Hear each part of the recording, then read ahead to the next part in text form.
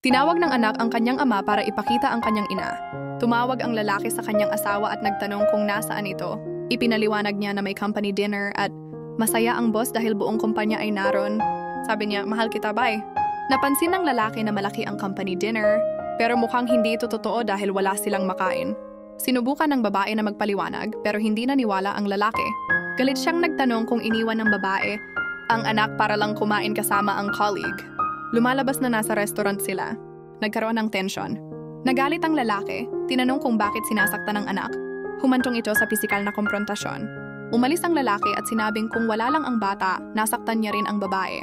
Sinabihan niya itong lumayas. Pumasok si Brother Peng at sinabing dapat kalma lang. Pero mas lalo pang uminit ang usapan. Ipinahayag ng lalaki ang matagal na niyang sama ng loob. Maraming beses nang may company dinner na hindi siya kasama. At hindi niya maintindihan kung bakit iniwan ng babae ang anak para lang makadalo.